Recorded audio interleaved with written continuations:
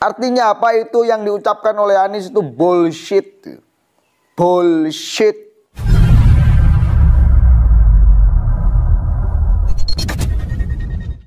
Assalamualaikum warahmatullahi wabarakatuh. Hamdan syukran lillah, amma ba'd. Sahabat manusia plural yang saya hormati dan saya banggakan, Surya Paloh setelah mencalonkan Anies Rashid Baswedan, setelah menjagokan, mendeklarasikan Anies Rashid Baswedan menjadi capres pilihan Nasdem, sejak saat itu sampai sekarang mungkin Surya Paloh khususnya terus mengalami kegamangan, ketidakpastian, keresahan.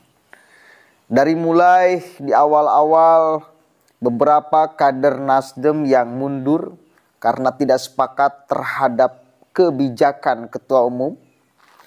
Kemudian yang kedua, setelah itu mampu dilalui oleh Nasdem, tiba-tiba nih partai yang diharapkan bisa bergabung, bisa koalisi karena satu visi dan misi, PKS dan Demokrat sampai detik ini belum menyatakan sikap secara gentle, belum menyatakan sikap secara terbuka. Tadinya kemarin tanggal 10 November, Hari Pahlawan, bakal deklarasi koalisi. Ternyata nggak jadi.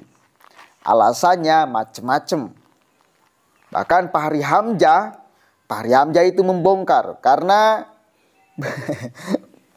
belum ada kesepakatan para pemodal katanya. Ini kemudian selaras dengan ucapan Surya Paloh yang akhir-akhir ini menjadi rame. Kata Surya Paloh, dikutip dari media online merdeka.com ya, Surya Paloh soal koalisi Anies. Apes ini, pemodal besar dan kecil nggak ada, kata Surya Paloh.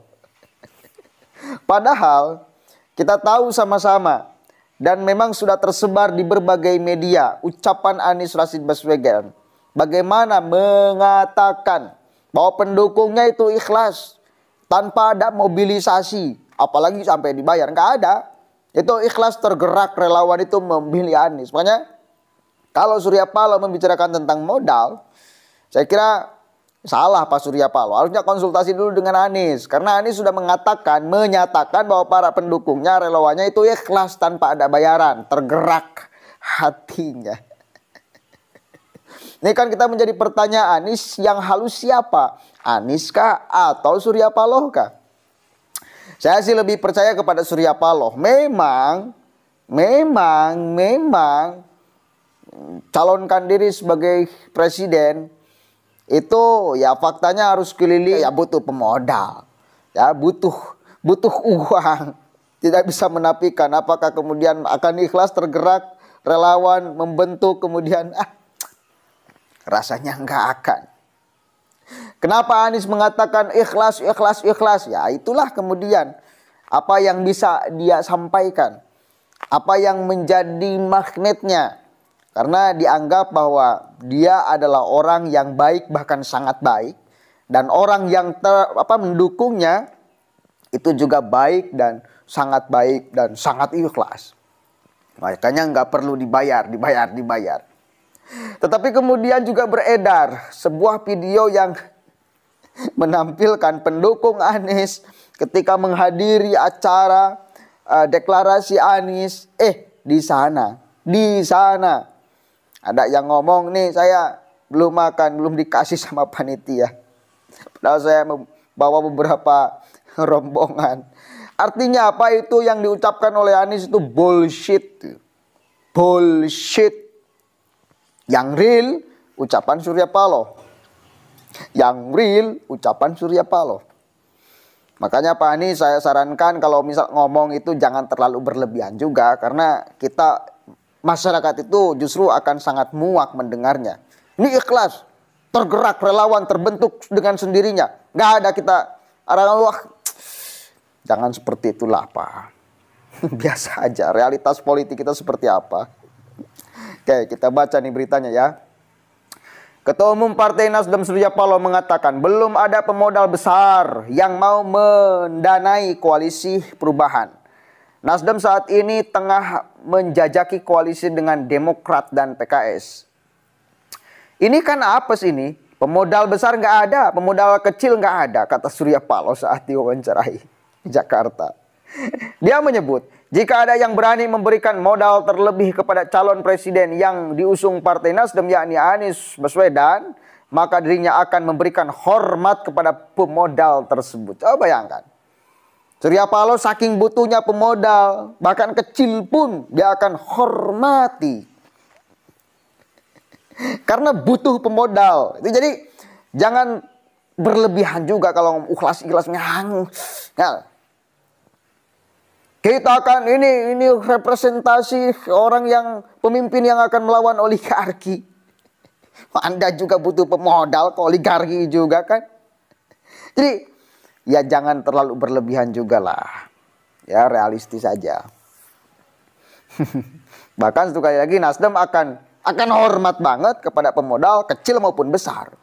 Yang bisa mendanai, yang akan mendanai calon presiden Anies Baswedan. Kendati demikian, dia pun menyampaikan harus waspada kepada para pemodal yang bakal berujung mengacaukan koalisi. Sebab segala kemungkinan bisa terjadi dalam dunia politik.